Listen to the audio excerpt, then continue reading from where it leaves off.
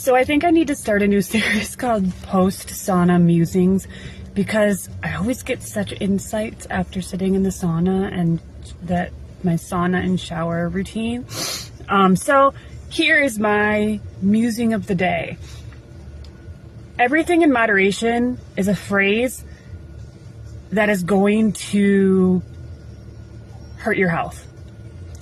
We think it's beneficial because we're always convinced that you don't go too extreme one way, which there is truth to that, but there's more nuance as well. And it becomes the phrase of the person who lacks discipline. And I say that as someone who lacked discipline and still struggles in that area. So I say that as someone who is guilty of that. And it's okay to admit that we have those weaknesses and those patterns in ourselves. It doesn't mean you're a bad person. It doesn't mean you don't know what's good for you. It doesn't mean you know less about nutrition. It doesn't mean you're less of a practitioner. It means that we all have our areas of experience. It means that we all have our own path. It means that we have our own journey of self-awareness and healing, and it's not linear. It's never going to be linear. It's never like, and we're journeying along and I'm learning all the new things and I'm becoming healed and then I'm enlightened. Everyone thinks that it's this path to enlightenment that's like this straight line and no waves along the way. There's always going to be cycles. Think of it as a labyrinth. We're always cycling through to learn new things.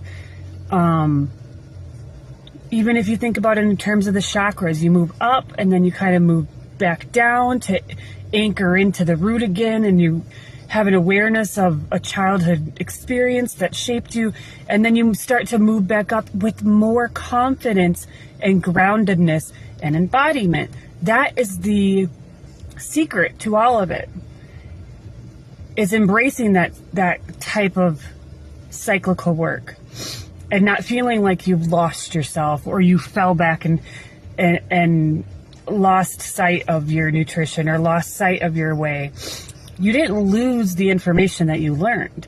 It's still in there, but you went into a different direction for a reason. But you need to come back to where you were with the same wisdom you had before, but also with more experience of what you went through during that time. And I learned this myself as I was fully raw for a while. I was raw vegan for a couple years, and then I got divorced and kind of lost my way. So I thought, but I was learning so much in a different part of my life that wasn't about nutrition, but very, very much linked to my own embodiment. So embrace each of those pathways. But to come back to what I was saying, everything in moderation is a way of completely disregarding the fact that there are highly toxic foods in our system that you should never eat. And that's the reality.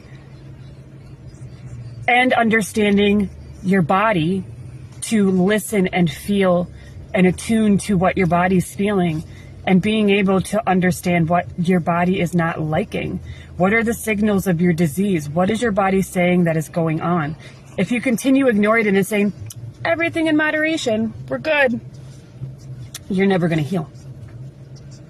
Because that's not how it works. And everyone is so opposed to restriction, but believe it or not, in a culture, you know, we can't compare it to 100 years ago or 200 years ago or thousands of years ago when man lived, because we are in a very unique time of a highly toxic food culture that previous generations were not exposed to. So we're in a very different culture.